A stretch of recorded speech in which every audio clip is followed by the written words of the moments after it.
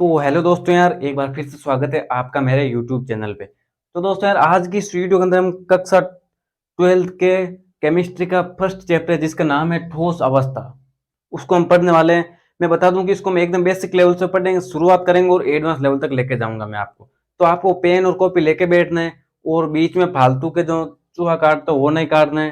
ऐसा नहीं है कि 1 मिनट बाद में इंस्टाग्राम, फेसबुक, जो भी गेम, इस तरह डिस्ट्रैक्शन को क्लास के बाद में ही देखना, पहले शुरुआत मत करना। तो आपको कॉपी और पेन लेके बैठना है। तो हम मैं देखो ठोस अवस्था, ठोस पे ले जाने से पहले मैं आपको कुछ इससे भी बेसिक लेवल से शुरुआत करूंगा।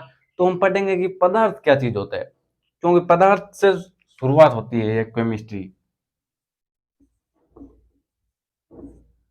तो देखो पदार्थ क्या चीज होती है। इस यूनिवर्स के अंदर जो भी चीजें है ना, इस यूनिवर्स के अंदर जो भी चीज है जिसके पास कुछ ना कुछ द्रव्यमान है और उसको रखते हैं ना, तो वह कुछ ना कुछ आयतन या स्थान घेरती है। तो उसको हम पदार्थ कहते हैं। जैसे ये मार्कर है मेरा, तो इस मार्कर के पास कुछ ना कुछ द्रव्यमान है और इसको जब रखेंगे तो ये कुछ ना कुछ स्थान घेरेगा, मतलब कि इसका आयतन भी है। तो ये एक पदार्थ से ही बने, पदार्थ ही है एक चीज। तो पदार्थ की परिभाषा लिख लेना।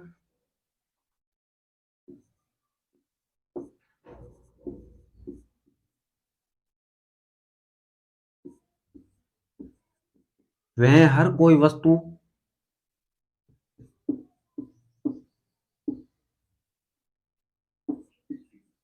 जिसका कुछ न कुछ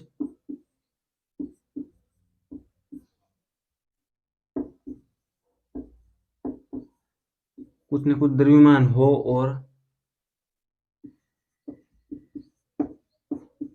और वह स्थान घेरती हो,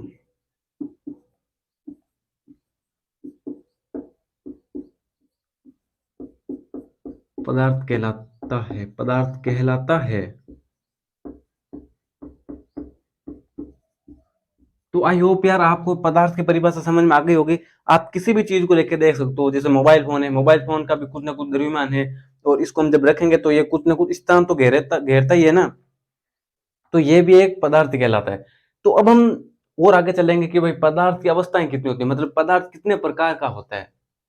तो हमने क्या है ना, हमने जब 8th स्टैंडर्ड से शुरू किया है, 8 में पढ़ा है, 9th में भी पढ़ा है, 10th में भी पढ़ा है, तो क्या पढ़ा है कि पदार्थ की मुख्यतः 3 अवस्थाएं होती है। क्या क्या होती है? ठोस, द्रव और गैस, ये 3 अवस्थाएं होती है। अब आप इंटरनेट पे सर्च करोगे तो और भी आपको अवस्थाएं देखने को मिलेगी, जैसे प्लाज्मा है और ऐसे कई अवस्थाएं हैं, लेकिन हमको ना इन 3 का ही अध्ययन करना है। तो अब मैं आपके लिए लिख देता हूँ कि पदार्थ की मुख्यतः 3 अवस्थाएं होती है।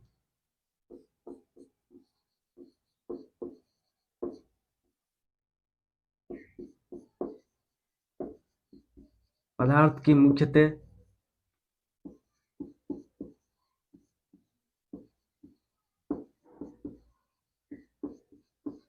3 अवस्थाएं होती है। अब कौन कौन सी होती है ये देखिए। सबसे पहले तो होती है ठोस, सेकेंड होती है द्रव एंड थर्ड है गैस। तो अब देखो जैसे, तो अब देखो आपने ये पढ़ा होगा 9th या 10th के अंदर कि जो हमारा अणु होता है ना, अणु अणु मिलकर बनता है परमाणुओं से, और पदार्थ होता है वो मिलकर बनता है अणुओं से। मतलब ये अणु है वो परमाणु से मिलकर बना होता है और पदार्थ है वो अणुओं से मिलकर बना होता है। तो पदार्थ अणु से मिलकर तभी बनेगा ना जब अणु, जैसे काफी सारे अणु मिलकर एक पदार्थ का निर्माण करते हैं, तो अणुओं के बीच में भी तो कोई ना कोई फोर्स लगा होगा या बल लगा होगा अणुओं के बीच में, तब जाके अणु एक दूसरे से बंध होते हैं और उसके बाद में पदार्थ का निर्माण होता है। तो अणु है ना, वो अणुओं के बीच में एक बल होता है जिसको हम बोलते हैं अंतरा आणविक बल, वो अणुओं के बीच में लगता है।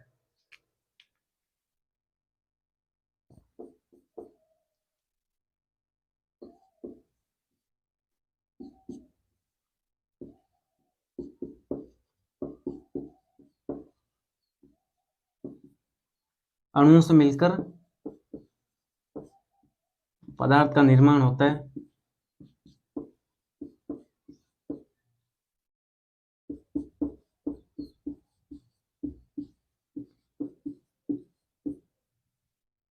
और अणु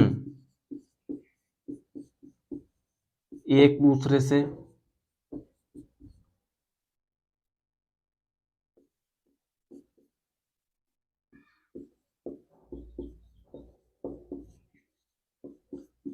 एक दूसरे अंतराणविक बल द्वारा बंद होते हैं।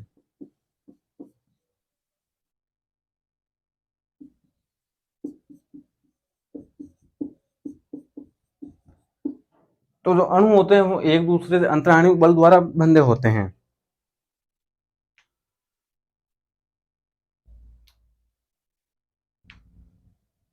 तो आपको पूछ ले कि भाई अंतराणविक बल क्या चीज है, जैसे आपको पूछ ले कि अंतराणविक बल क्या होता है, तो जो पदार्थ, जैसे आपको जो पदार्थ दिया होता है ना, उनके अणुओं के बीच में जो बल लगता है ना, वो ही अंतराणविक बल होता है, क्योंकि अंतराणविक बल की वजह से ही वो एक दूसरे से बंद होते हैं। अगर अंतराणविक बल बिल्कुल भी नहीं होगा, फॉर्म के अंदर होगा जब भाई अंतराणविक बल बहुत ही कमजोर होगा, क्योंकि अंतराणविक बल बहुत कमजोर होगा तो अणु एक दूसरे से बहुत ज्यादा दूर हो जाएंगे, तो ठोस तो होगा नहीं। तो अब यहाँ से हमारा जो चैप्टर होगा वो सीरियसली स्टार्ट होगा, ठोस अवस्था। तो मैं इनको एक बार मिटा देता हूँ और हमारा चैप्टर शुरुआत करते हैं।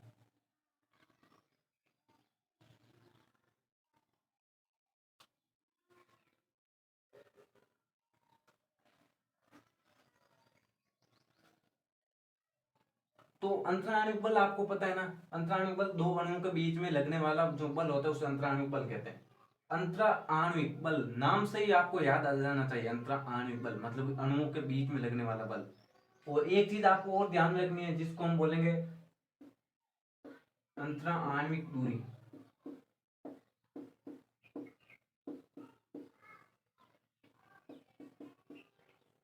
अंतराणविक दूरी, अंतराणविक दूरी क्या चीज होती है?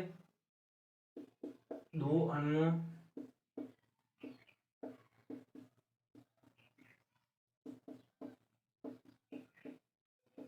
दो अणुओं के बीच की दूरी,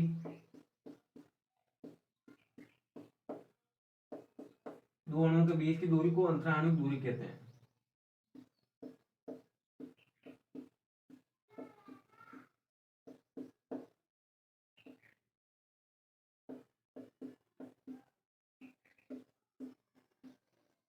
अब जैसे मैं आपको पूछ लूं कि भाई अंतराणविक दूरी बहुत ज्यादा होती है तो अंतराणविक बल क्या होगा? अंतराणविक बल बहुत कम होगा। आप इनके अंदर जो रिलेशन है वो ध्यान रखना। अब अंतराणविक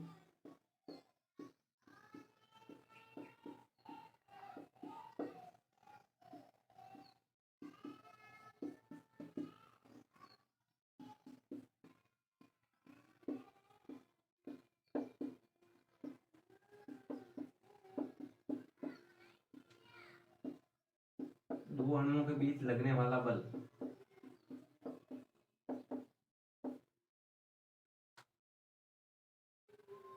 तो एक बार मैं इनको आप अंतराणविक दूरी को इंटरमोलिक्यूलर डिस्टेंस भी बोल सकते हो, आई डी, एंड अंतराणविक बल को आई एफ बोल सकते हो। मैं इनको शॉर्ट में लिख दूं ताकि आपको समझ में अच्छे से आए। तो अब देखो, इंटरमोलिक्यूलर डिस्टेंस जो है ना वो इंटरमोलिक्यूलर फोर्स के इनवर्सली प्रोपोर्शनल होती है। मतलब कि अंतराणविक दूरी जो है वो अंतराणविक बल के व्युत्क्रमानुपाती होता है। अब जैसे कैसे आपको ये तो बताना पड़ेगा ना भाई कैसे होगा। अब जैसे दो एटम है या दो परमाणु या दो अणु है, तो जितने ज्यादा दूर हो गए ना तो उनका उसका मतलब है कि उनके बीच में जो फोर्स है वो बहुत ही कम है। तो अंतराणविक बल बहुत कम, हमारी अंतराणविक दूरी है वो बहुत ही ज्यादा होगी। एक बार फिर से बोल देता हूं कि अंतराणविक बल बहुत कम है तो अंतराणविक दूरी बहुत ज्यादा होगी। मतलब कि अंतराणविक दूरी कम तो अंतराणविक बल ज्यादा, और अंतराणविक बल कम है तो इसका मतलब अंतराणविक दूरी ज्यादा है। एक बार फिर से देख लो। अब जैसे यहाँ पे दो, ये एक अणु ये है और ये एक अणु ये है, इसको नाम दे दिया ए, इसको नाम दे दिया बी। अब इनके बीच की जो डिस्टेंस है वो है ए, और यहाँ पे दो परमाणु और मान लिए मैंने, इसको नाम दे दिया सी और इसको नाम दे दिया डी। इनके बीच की जो डिस्टेंस है दूरी वो है बी। अब जैसे ये दो, इनके बीच की दूरी कम है तो इसका मतलब अंतराणविक दूरी है वो तो बहुत कम है, तो इनके बीच में जो बल लगेगा वो बहुत ज्यादा लगेगा, तभी तो ये पास पास में रहेंगे।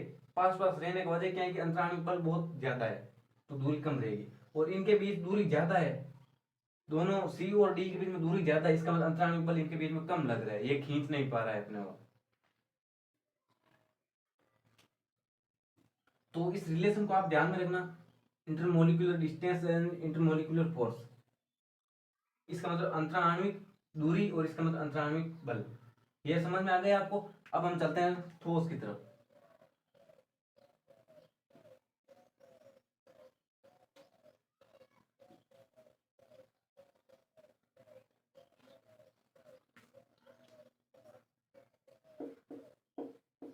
ठोस क्या चीज होती है? ठोस हमें हमें पता है कि हम ठोस को है ना ऐसे जैसे ठोस को ऐसे मसल नहीं सकते हैं। अब जैसे ये मार्कर इसको मैं ऐसे मसल थोड़ी सकता हूँ, रबर होता है वो तो उसको तो मसल सकते हैं, लेकिन ये इसका मतलब ये ठोस है, हम इसको ऐसे संपीड्य नहीं कर सकते, ये असंपीड्य है। इसका मतलब क्या है कि सबसे पहले तो इसके जो अणु है वो एक दूसरे से एकदम बहुत ही पास पास है, अणु पास पास है, तभी तो हम इसको एकदम ऐसे संपीड्य नहीं कर सकते हैं। और इनके बीच में अंतराणु बल है वो बहुत ज्यादा है, इसी वजह से तो पदार्थ अणु है वो एक दूसरे से दूर दूर नहीं जा सकते क्योंकि अंतराणु बल बहुत मजबूत है।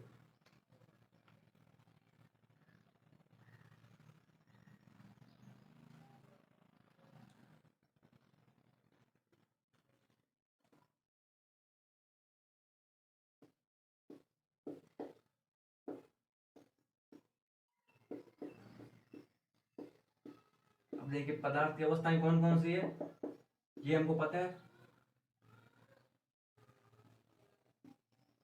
ठोस,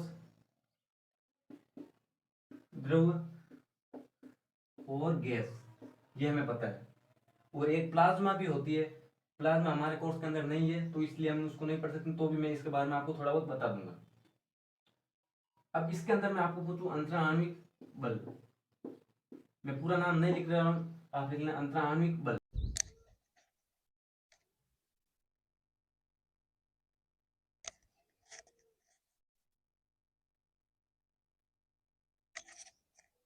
तो यार माइक थोड़ा बीच में ऑफ हो गया था, तो अब आई होप आवाज क्लियर आ रही होगी।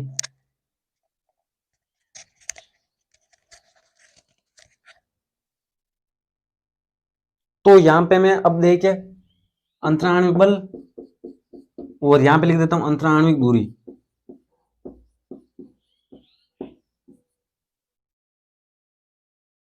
अंतराणविक दूरी। अब ठोस के अंदर अंतराणविक बल है ना, वो कितना होता है? अंतराणविक बल ठोस के अंदर बहुत ही ज्यादा होता है, तभी तो ठोस के अणु जो एक दूसरे के बहुत ही नजदीक होते हैं, मतलब उनके बीच में दूरी बहुत ही कम होती है। अंतराणविक बल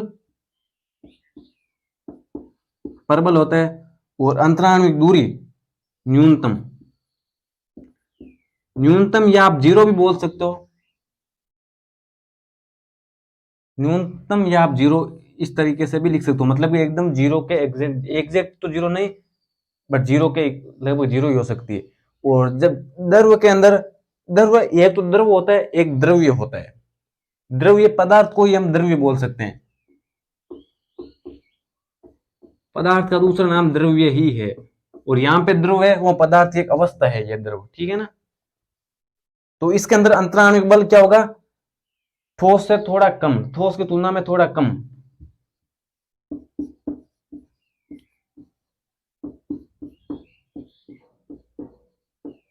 ठोस की तुलना में कम।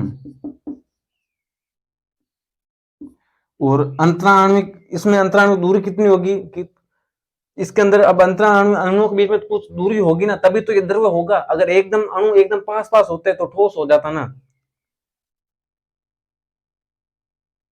ठोस की तुलना में ज्यादा अंतराणविक दूरी होगी, वो ठोस की तुलना में ज्यादा,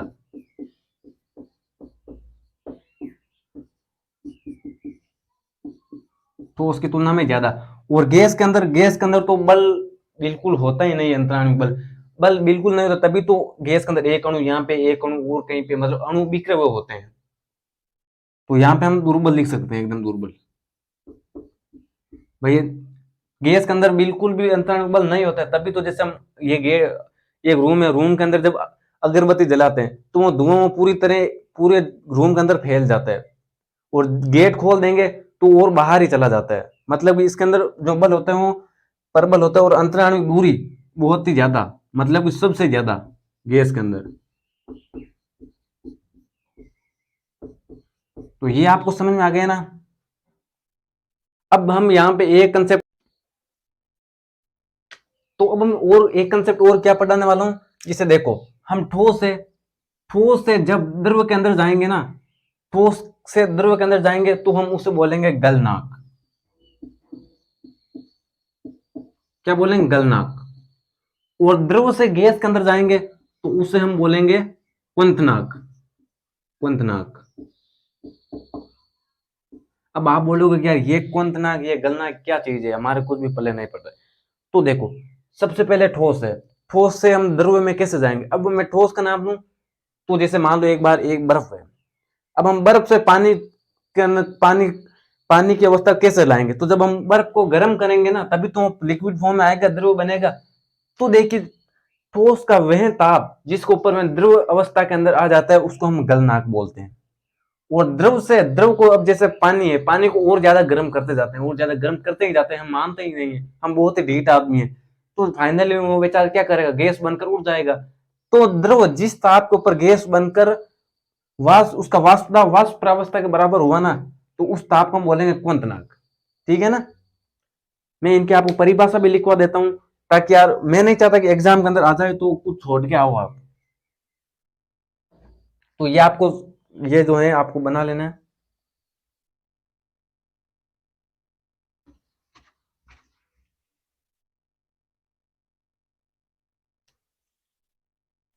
गलनाक।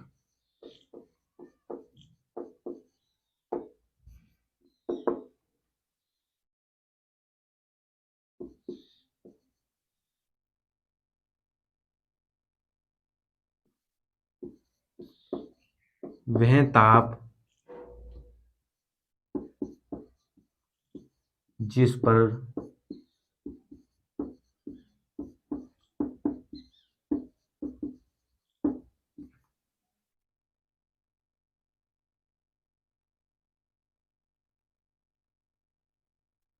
वह ताप जिस पर ठोस प्रावस्था का वस्तु,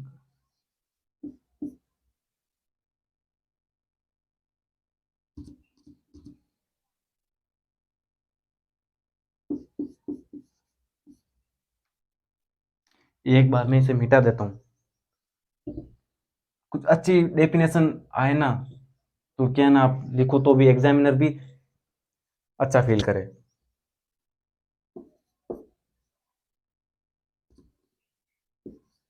वह ताप जिस पर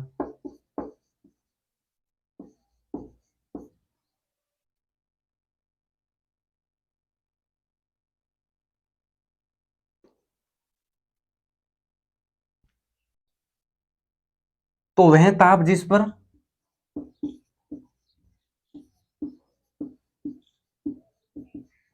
ठोस अवस्था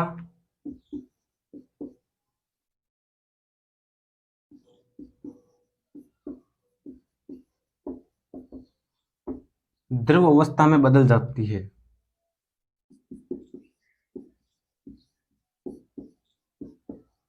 ठोस अवस्था द्रव अवस्था में बदल जाती है। वह ताप जिस पर ठोस अवस्था द्रव अवस्था में बदल जाती है उस ताप को हम गलनांक कहते हैं। उस ताप को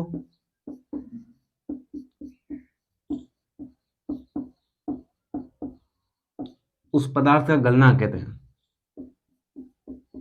अब वो ऐसा नहीं है कि गलना कोई एक ही चीज होती है, हर पदार्थ के लिए गलना का मान अलग अलग होता है। क्योंकि बर्फ है, बर्फ भी ठोस के रूप में होता है। तो जैसे एक बर्फ को हम पिघालते हैं तो जैसे वो हो सकता है कि 30 डिग्री सेंटीग्रेड या 50 डिग्री सेंटीग्रेड पानी का रूप ले लेता है। अब यही जैसे ये मान कर इसको मैं जलाऊंगा, इसको जलाऊंगा तो उसको हो सकता है कुछ ज्यादा टेम्परेचर की जरूरत हो, तब जाके ये एकदम लिक्विड फॉर्म में बनेगा। तो गलनांक भी अलग अलग होता है, लेकिन गलनांक की सही डेफिनेशन आपको एग्जाम के अंदर ये लिख करानी है। अब आए जैसे द्रव क्वंतनाक को क्या लिखेंगे? क्वंतनाक।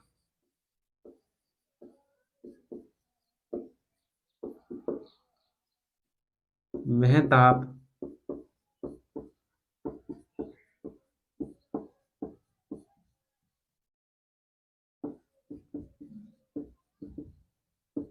इस पर ध्रुव प्रावस्था का वाष्प दाब, ध्रुव प्रावस्था का वाष्प दाब गैसीय अवस्था में बदल जाता है।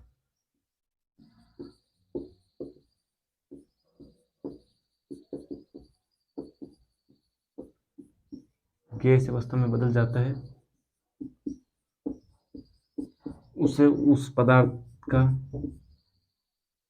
उसे उस ध्रुव का क्वंतनाक कहते हैं।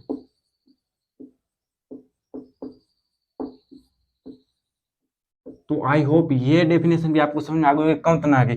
हम क्या है ना, क्वंतनाक और गलनाक के अंदर बहुत ज्यादा कंफ्यूज रहते हैं। तो मेरा याद रखने का ट्रिक यही है कि हम ठोस ठोस को हम गलाएंगे ना तब जाके ध्रुव बनेगा। अब ऐसे तो हम बोल नहीं सकते कि द्रव को गलाएंगे, द्रव को गला नहीं सकते हैं, ठोस को गलाते हैं। तो ठोस को गलाते हैं तो ठोस से द्रव में जाने के लिए हमें गलनांक याद में रखना पड़ता है। अब हम गलनांक क्वथनांक इसमें थोड़ा कंफ्यूज हो जाते हैं यार एग्जाम के अंदर। तो आपने ये क्वथनांक और गलनांक की डेफिनेशन समझ लिए। अब चलते हैं फिर से ठोस की तरफ।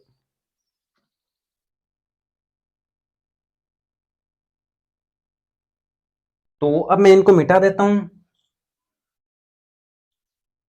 गलनांक एंड क्वथनांक। गलनांक को इंग्लिश में मेल्टिंग पॉइंट कहते हैं और क्वथनांक को बॉइलिंग।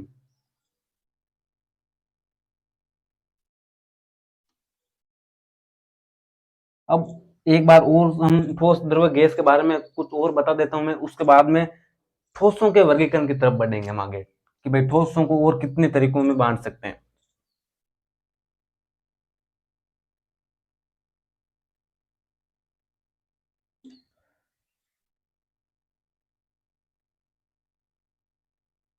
तो हमने अंतराण्विक, एक अंतराण्विक बल हो गया। तो अंतराण्विक बल, अब आप बता दो ठोस के अंदर अंतराण्विक बल क्या होता है? परबल होता है। परबल होता है तभी तो एक दूसरे से बंद होते हैं। और द्रव के अंदर अंतराण्विक बल ठोस की तुलना में कम होता है।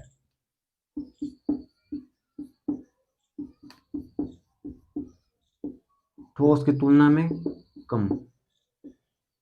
और गैस के अंदर,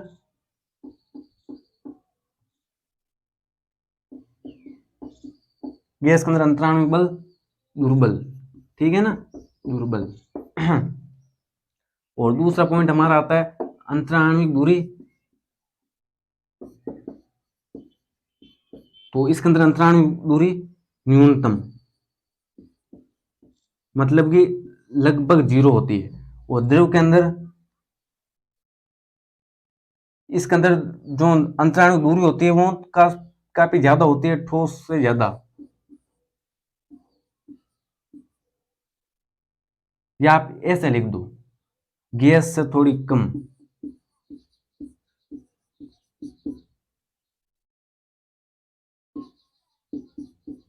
अंतराण्विक दूरी है तो गैस की तुलना में कम। और इसके अंदर गैस में अंतराण्विक दूरी होती है वो सबसे ज्यादा होती है, तो सबसे ज्यादा।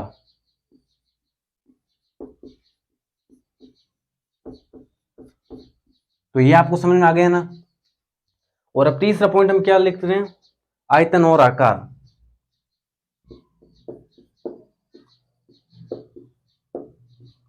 आयतन व आकार, आप इन दोनों को अलग अलग करके भी लिख सकते हो।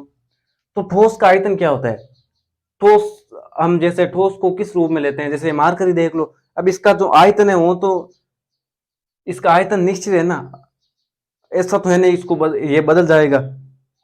और इसका आकार भी निश्चित ही है। अब ये इतना है तो ये इतना ही रहेगा, ऐसा तो नहीं जैसे आज मैं यहाँ पे इसको रख के जाऊं तो कल सुबह आके देखूंगा तो ये एकदम। फिर से देखो कि भाई जो ठोस ठोस का आयतन व आकार होता है ना वो निश्चित होता है। अब निश्चित क्यों होता है? क्योंकि जैसे ये मार्कर है ये ठोस है, एक तो एकदम ठोस अवस्था के अंदर है। तो जिसे मैं यहाँ पे आज अभी इसको इस रूम के अंदर रख के जाऊंगा और कल सुबह आके देखूंगा ना, तो ऐसा तो है नहीं कि इसका केवल ढक्कन ढक्कन बचेगा, ऐसा तो होगा नहीं ना।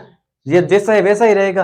और आज इसको रख रहा हूं, ये जितना आयतन घेरता है ना, जितना आयतन घेर रहा है कल भी उतना ही घेरेगा, ऐसा तो नहीं कल इतना बड़ा हो जाएगा। तो ठोस का आयतन आकार निश्चित होता है, निश्चित।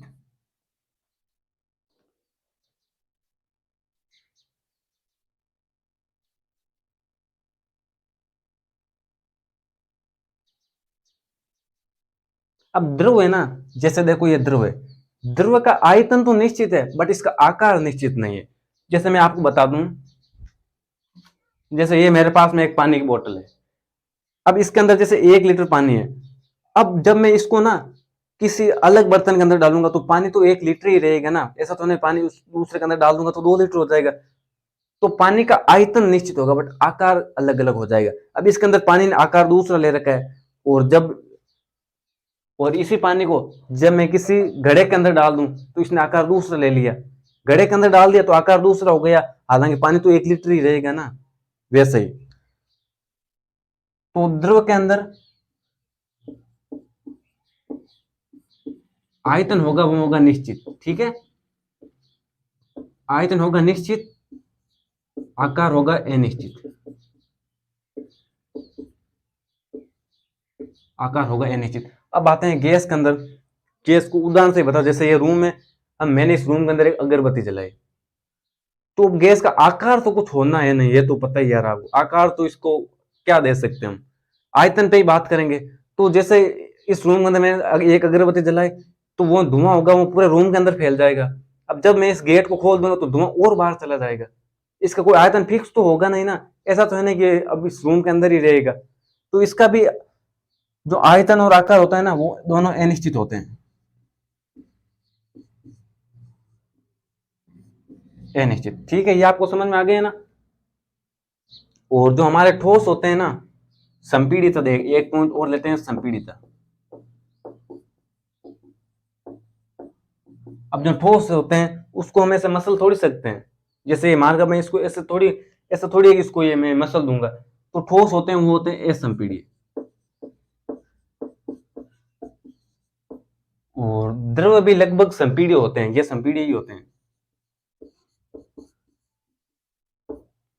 और गैस होते हैं, गैस को तो हम क्या लिख सकते हैं, एक पॉइंट और लिख लो आप ठोस के बारे में। अब ठोस के बारे में ज्यादा बात होगी, मैं यहां पे लिख देता हूं 5 पॉइंट।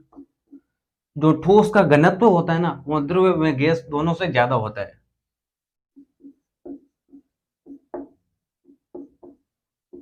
ठोस का घनत्व द्रव में गैस से ज्यादा होता है।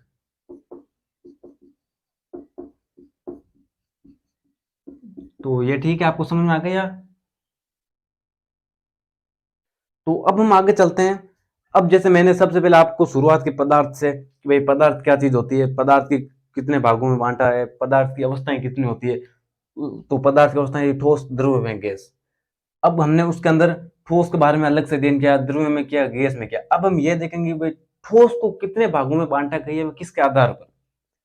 तो चलिए अब चलते हैं, इनको मिटाता हूं मैं।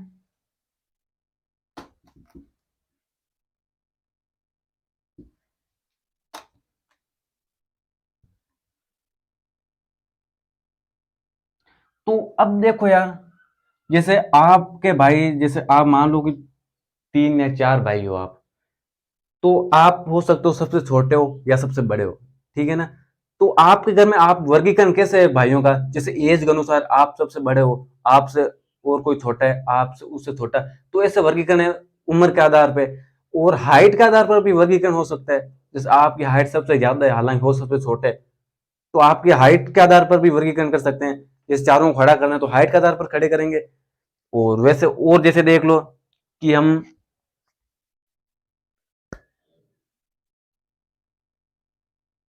जैसे और मनुष्यों का भी वर्गीकरण होता है। अब जैसे हमारे क्लास में होता है ना, जैसे कोई ज्यादा होशियार होता है, कोई एकदम काफी ढीठ होता है, एकदम बेवकूफ होता है। तो होशियार होशियारों का वर्गीकरण अलग होता है, और जो ढीठ होते हैं उनका वर्गीकरण अलग होता है।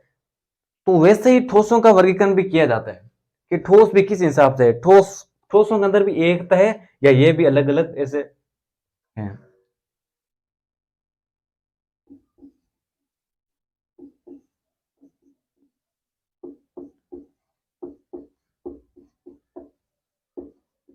ठोसों का वर्गीकरण,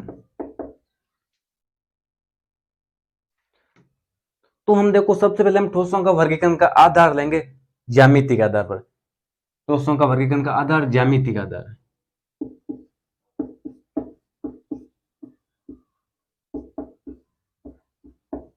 ज्यामिति के आधार पर, ठीक है। अब ज्यामिति के आधार पर है ना, ठोस को 2 भागों में बांटा गया है, पहला क्रिस्टलीय ठोस, दूसरा अक्रिस्टलीय ठोस। यहां पर मैं लिख देता हूं, अलग अलग दोनों के बारे में अलग अलग से अध्ययन करेंगे। तो पहला है क्रिस्टलीय ठोस, क्रिस्टलीय ठोस। एंड इस तरफ लिख देता हूं अक्रिस्टलीय ठोस। मतलब कि ज्यामिति के आधार पर ना क्रिस्टलीय ठोस, मतलब ज्यामिति के आधार पर ठोसों को 2 भागों में बांटा गया, पहला है क्रिस्टलीय ठोस और दूसरा है अक्रिस्टलीय ठोस,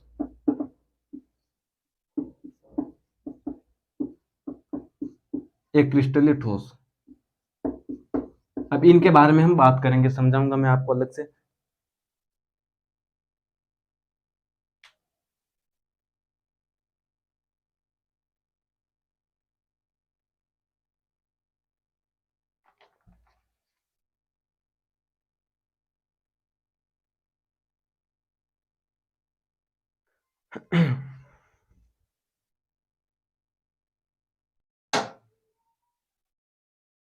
तो हमें अब देखो क्रिस्टलीय ठोस एंड अक्रिस्टलीय ठोसों के लिए हमारा जो स्कूल के अंदर जो सुबह सुबह प्रार्थना सभा होती है ना, उसका एग्जाम्पल लेते हैं। तो जैसे हम सुबह सुबह स्कूल जाते हैं, तो जब सुबह सुबह प्रार्थना सभा होती है, तो उसके अंदर तो हमको क्या ना, ऐसे बहुत ही सुव्यवस्थित ढंग से बैठाया जाता है। जैसे सबसे आगे छोटे लड़कों को पीछे, जैसे जैसे पीछे जाते हैं तो बड़े बड़े बैठते जाते हैं। तो उसके अंदर सुव्यवस्थित ढंग से बिठाया जाता है, तो हम सब कुछ क्लियर देख सकते हैं। और वहीं जब लंच होती है, तो लंच के अंदर जब खाना खाने के बाद में सब कुछ किधर, कोई कुछ किधर दौड़ रहे, कोई किधर दौड़ रहे, सब कुछ दौड़ रहे होते हैं, कोई लड़ रहा होता है। तो जो लंच का टाइम होता है ना, उस तरफ हमें कुछ भी पता नहीं रहता है, मतलब क्या कुछ चल रहा है। और जब सुबह प्रार्थना सभा होती है, तो उसके अंदर हमें सब पता रहता है। तो वैसे ही जो सुबह का सुव्यवस्थित ढंग होता है ना, वो होता है क्रिस्टल लिथोस का। और जो लंच के अंदर जो इधर उधर भागदौड़ मचती है ना, वो वाला मचता है, तो वो है एक क्रिस्टल लिथोस। ठीक है ना। तो अब जब हम जैसे है ना सुव्यवस्थित ढंग से बैठाते हैं, तो जैसे बैठाते जाओ, ऐसा बीच में कोई व्यवस्था भंग नहीं होती है।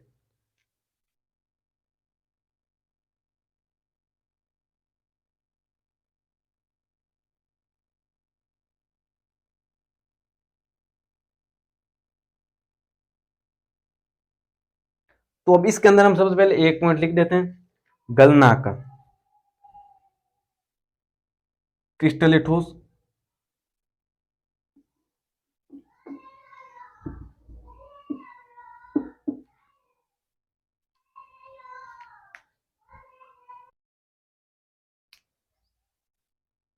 यहां पे हम लिख देंगे गुण।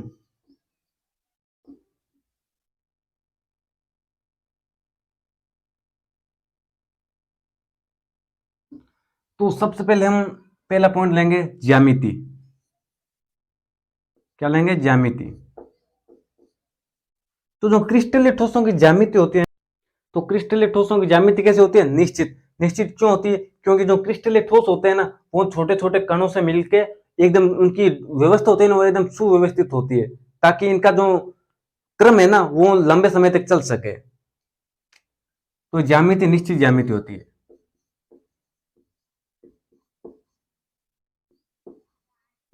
निश्चित ज्यामिति।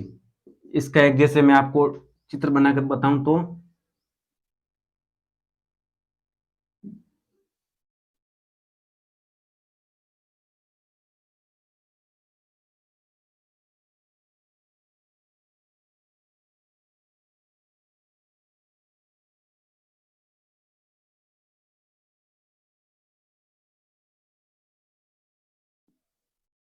तो अब हम इसके ऊपर जैसे ऐसे वो रखते जाएंगे ना, तो ये ऐसा नहीं है कि बीच में ही गिर जाएगा, ऐसे रखते ही जाओ, इसके अंदर कोई बीच में प्रॉब्लम नहीं आएगी। और जो एक क्रिस्टल ठोस है ना, उनकी ज्यामिति अनिश्चित होती है।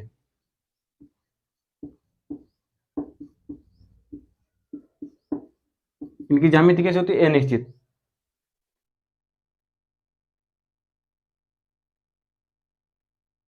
और उनका जो नियमित तथा आवर्ती पैटर्न होता है ना, वो कुछ देर तक ही चल पाता है, क्योंकि इनकी व्यवस्था है ना, वो सही नहीं रहती है ना। जैसे कोई आइटम यहाँ पे है, कोई यहाँ पे होता है, तो कोई इसके ऊपर यहाँ पे, कोई यहाँ पे रहता है, कोई ऐसे, कोई ऐसे, तो ऐसे धीरे धीरे जाके ये एक दूसरे के ऊपर गिर गिर जाता है नीचे। तो इसका पैटर्न कुछ देर तक ही चल पाता है। ऐसा ये लघुपरासी नहीं है, ये लघुपरासी होता है और ये दीर्घपरासी होता है। ऐसा आगे हम पॉइंट लिखते जाएंगे। और दूसरा पॉइंट हम क्या लिखते हैं? अब सेकेंड पॉइंट हम लिखते हैं गलनाक। ज्यामिति हो गई गलनाक। अब क्रिस्टल ठोसों का गलनांक होता है, वो होता है निश्चित। और एक क्रिस्टल ठोसों का गलनांक होता है अनिश्चित। क्रिस्टल ठोसों का गलनांक निश्चित, एक क्रिस्टल ठोसों का गलनांक अनिश्चित होता है।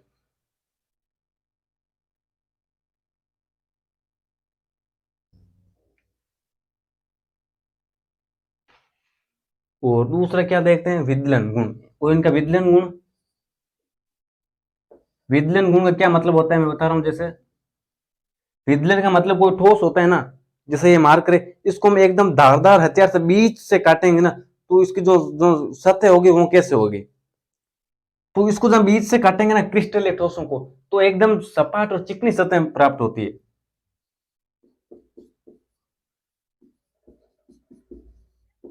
बीच से काटने पर सपाट में चिकनी सतह प्राप्त होती है।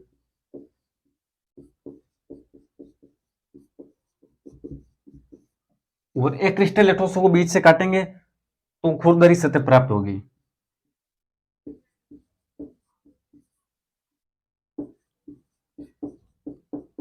खुरदरी सतह प्राप्त होती है। और अब फोर्थ गुण कौन सा लें हम? अब इनकी लेते हैं प्रकृति। प्रकृति क्या होती है देखो,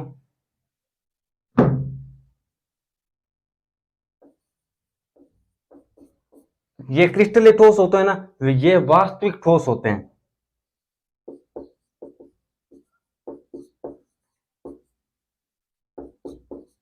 वास्तविक ठोस। और एक क्रिस्टल ठोस होते हैं आभासी ठोस।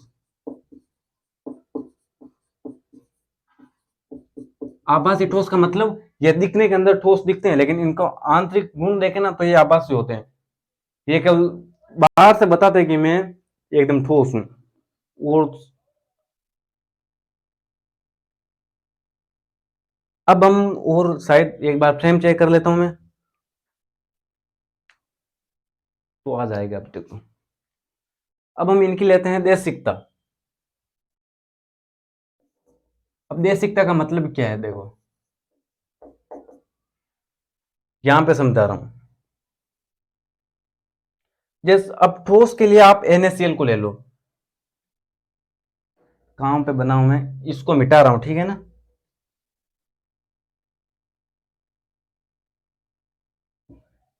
ठोस याद आए तो NaCl को याद कर लो आप। NaCl की जो संरचना होती है वो कैसे होती है, NaCl माइनस, NaCl माइनस, और इसके ऊपर होता है plus, Cl minus, Na plus, Cl minus, Na plus, Na plus, Cl minus, Na plus, Cl minus, Cl minus, Na plus, Cl minus, Na plus. अब देखो,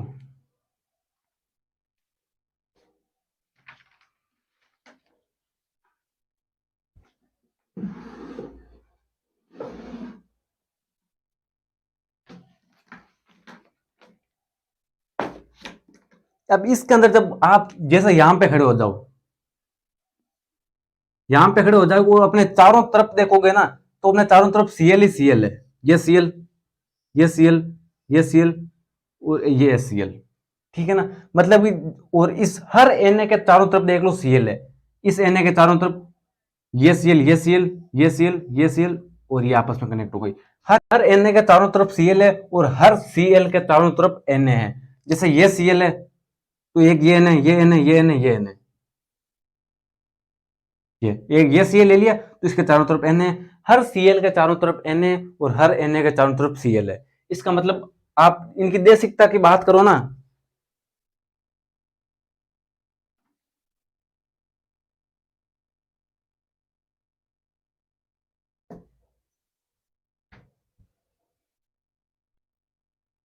तो ये विषम देशिक प्रकृति के होंगे। इनकी देशिकता क्या होगी, विषम देशिक। विषम देशिक क्यों होगी, क्योंकि जैसे ये है ना, इसके दोनों Cl के चारों तरफ Na, इनकी देशिकता विषम देशिक होगी। अब जैसे यहां पे मान लो Na, Cl, Cl, Cl, Cl, Na, मतलब कि जब हमारी लंच होती है ना, हमारे स्कूल के अंदर लंच होती है तो हम कैसे चारों तरफ भागते हैं। मैंने क्या बोला कि एक क्रिस्टल ठोस को जब आपकी लंच होती है ना, वो मान लो, तो लंच होती है तो कैसे कोई किसी तरफ भाग रहा है, कोई किसी तरफ, किसी का कोई अता पता नहीं है, तो वो होगी समदेशिक। सभी चारों ओर सभी एक ही जैसे लग रहे हैं, छोटे बड़े सब एक समान, छोटे बड़े सब एक समान। तो एक क्रिस्टल ठोसों में क्या होता है, समदेशिक प्रकृति होते हैं। ये होंगे विषम देशिक प्रकृति के। विषम देशिक, ये हो गए समदेशिक। क्योंकि ये विषम देशिक कैसे हुआ, प्रार्थना सभा ले लो सुबह की स्कूल के अंदर, तो जब बैठेंगे ना तो सबसे पहले छोटे बैठेंगे, उसके बाद बड़े बैठेंगे, सब अलग अलग अलग अलग नजर आते रहते हैं हमको, तो इसलिए इसको विषम देशिक बोला है। ये ऐसे याद करने का ट्रिक है, ठीक है ना। अब ऐसे हमको लगने में तो ये लगेगा, क्योंकि हम क्या है ना, मैं भी कंफ्यूज होता हूँ, आप भी हो जाओगे एग्जाम के अंदर। हमें लगने में तो क्रिस्टल ठोस समदैशिक प्रकृति का लगता है, लेकिन ये है विषमदैशिक, और ये समदैशिक है क्रिस्टल ठोस, ठीक है ना। कंफ्यूज नहीं होना इस चीज को लेकर आपको। और अब हम, और अगला पॉइंट ये आप लिख लो, मैं इसको मिटा देता हूं, एक बार देख लो, सब क्लियर आ रहा है अभी तो अब इसको मैं मिटा रहा हूं, ठीक है ना। कितने, एक दो थ्री चार पांच, पांच पॉइंट हो गए हमारे।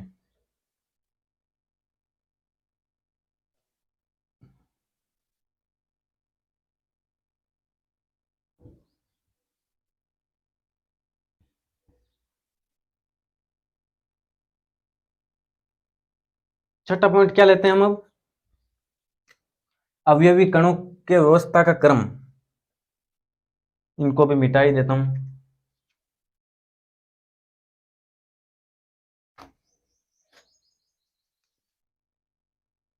अवयवी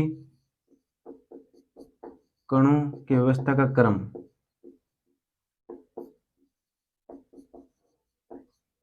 अवयवी कणों की व्यवस्था का क्रम। तो देखो इसका क्रम है ना, अवयवी क्रिस्टल ठोस मैंने बोलता है कि छोटे छोटे कणों से मिलकर बना होता है, और इसका क्रम है वो दीर्घप्रासी होता है, लघुप्रासी नहीं होता, दीर्घप्रासी। अब दीर्घप्रासी क्यों होता है, क्योंकि मैंने अभी आपको वो संरचना बनाई बताया था ना NaCl की, तो वो ऐसे चलती जाती है, तो इसकी व्यवस्था का क्रम दीर्घप्रासी। और ये होता है लघुप्रासी, ये होता है लघुप्रासी, ठीक है। अब और कुछ पॉइंट आपको लिखा देता हूं। अब एक बहुत ही इंपॉर्टेंट है पॉइंट, जिसको आपको याद में रखना, ये कंपटीशन एग्जाम में के अंदर आ जाता है, शीतलन वक्र। शीतलन वक्र, अब क्रिस्टलीय ठोस का शीतलन वक्र कैसे होता है ये बताओ। तो देखो, क्रिस्टलीय ठोसों का शीतलन वक्र होता है ना, वो होता है असतत। अब आप बोलोगे कि यार, आपने बोलता है क्रिस्टलीय ठोसों का गलनांक होता है वो निश्चित होता है, तो इनका शीतलन वक्र असतत होता है, मतलब मैं अभी बता देता हूँ, इनका जो शीतलन वक्र होता है असतत होता है। अब क्यों होता है ये देख लें।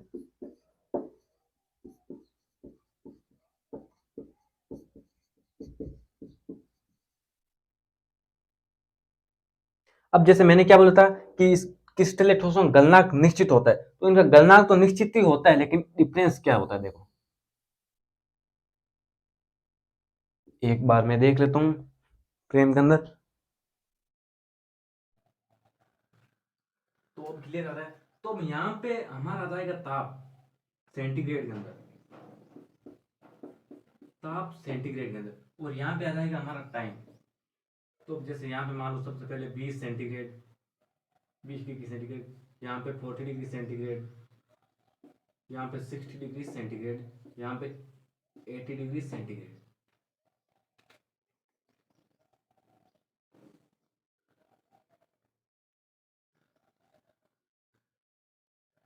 ये होगा क्रिस्टलीय ठोसों का शीतलन वक्र, ये ध्यान रखना, क्रिस्टलीय ठोसों का शीतलन वक्र।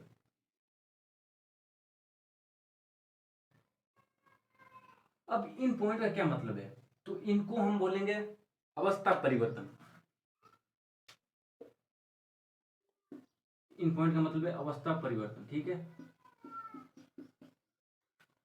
तो अब जैसे देखो यहाँ पे ना, ये था सॉलिड स्टेट ठोस अवस्था के अंदर। अब हम जैसे शुरुआत के अंदर तो ठोस अवस्था में धीरे धीरे तापमान देना शुरू किया, तो ये क्या करेगा, धीरे धीरे तापमान इसका बढ़ता जाएगा, और अवस्था परिवर्तन यहाँ पे आके ना, ये हो जाएगा ठोस अवस्था से द्रव अवस्था के अंदर। ये यहां से यहां तक द्रव अवस्था के अंदर है, यहाँ पे ठोस अवस्था में था तापमान 1 सेकेंड, ये ऐसा नहीं होगा एक बार, ये उल्टा होगा, ऐसा नहीं होगा, क्योंकि तापमान ऊपर जाता है तो तापमान बढ़ रहा है ना। तो ये पहले था ठोस अवस्था के अंदर, यहाँ पे है ठोस अवस्था, यहाँ पे था ठोस अवस्था के अंदर, हमने इसको तापमान बढ़ाया, तापमान बढ़ाई इस पॉइंट तक आया ना, तो यहाँ पे हो गया द्रव अवस्था के अंदर।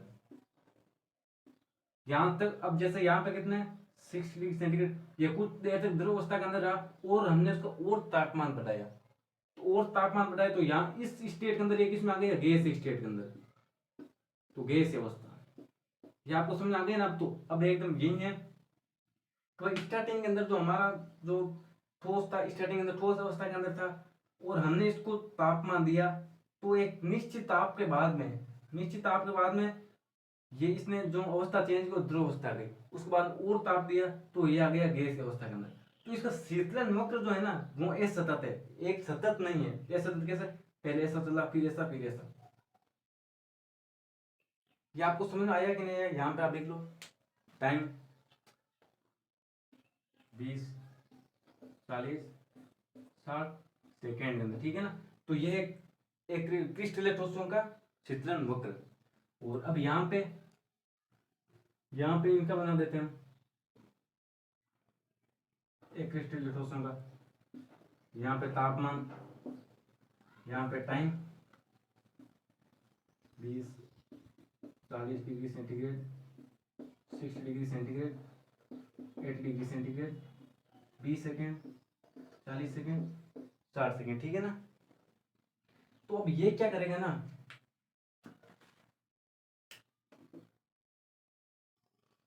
ये धीरे धीरे इसका तापमान बढ़ता बढ़ता अचानक से इसके अंदर कोई फिक्स स्टेट नहीं है, ये ऐसे नीचे गिरता गिरता यहाँ पे ऐसा जाता जाएगा। जैसे जैसे टाइम बढ़ेगा ना तापमान कम होता जाएगा।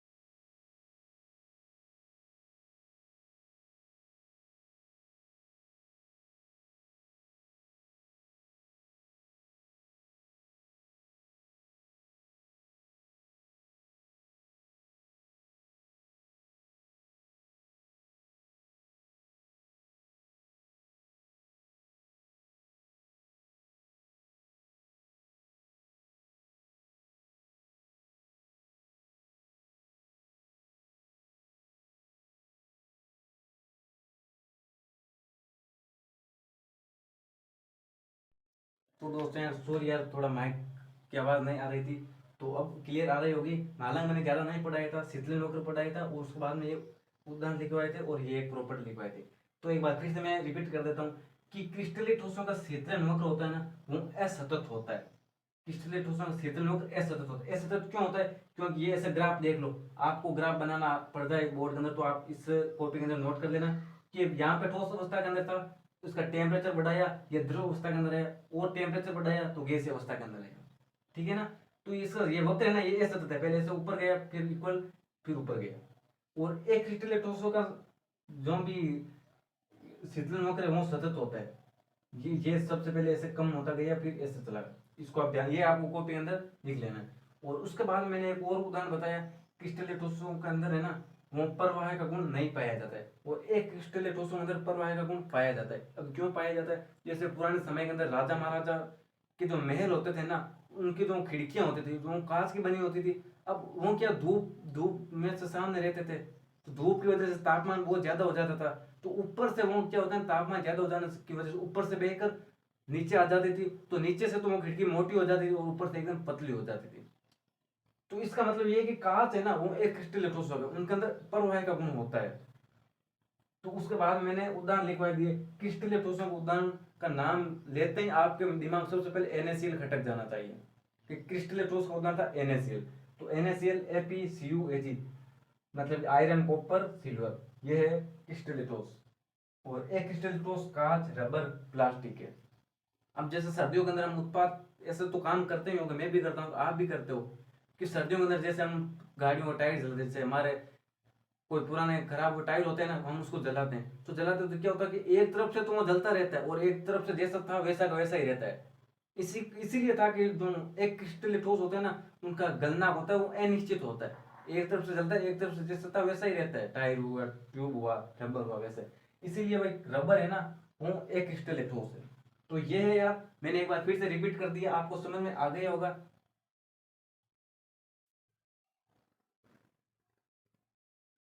आप इसको शीतलन वक्र है उनको कॉपी के अंदर बना लो, ये देख लो, नीचे एक्स एक्सिस पे टाइम आया और वाई एक्सिस पे तापमान है। ठीक है? तो दोस्तों यार, ये थी आज की हमारी क्लास। हमने शुरुआत किया था पदार्थ से, उसके बाद में पदार्थ की मुख्य अवस्थाएं कौन कौन सी है उनके बारे में पढ़ा था, कि पदार्थ की अवस्थाएं ठोस, द्रव, गैस होती है। और उसके बाद में ठोस को अलग से ले लिया, ठोस को कितने भागों में बांटा है, क्रिस्टलीय ठोस, एक क्रिस्टलीय ठोस के अंदर, और क्रिस्टलीय ठोस में एक क्रिस्टलीय ठोसों का अलग अलग अंतर पढ़ लिया। आप अब इनके बारे में आपको अलग अलग ऐसे यूट्यूबों पे नहीं भटकना है, एक चैनल को पकड़ लेना है अच्छे से और उसके ऊपर अपनी पूरी मेहनत लगा देना है। और अब हम आगे के वीडियो के अंदर पढ़ेंगे क्रिस्टलीय ठोसों को वर्गीकरण पढ़ेंगे। ठीक है ना? तो यार अगर आपको ये सब समझ में आया है, तो आपको अच्छा लगा है, तो यार आप मेरे वीडियो को लाइक करना और चैनल को सब्सक्राइब करना, क्योंकि आपको तो पता ही यार इस वीडियो को बनाने में, ऐसे वीडियोस लाने में कितनी मेहनत लगती है। तो आप अपने दोस्तों के पास शेयर भी करना, क्योंकि मैं भी यही चाहता हूँ कि यार ज़्यादा से ज़्यादा बच्चे पढ़े मेरे से, क्योंकि यार मैं भी एक स्टूडेंट हूँ। देखो, हम जैसे क्लास के अंदर दोस्त मिलके, चार पांच दोस्त मिलके कैसे पढ़ते हैं ना, वैसे ही मैं हूँ, मैं भी स्टूडेंट ही हूँ। तो आप मेरे को टीचर ना समझ कर एक अपना दोस्त ही समझना। ठीक है ना?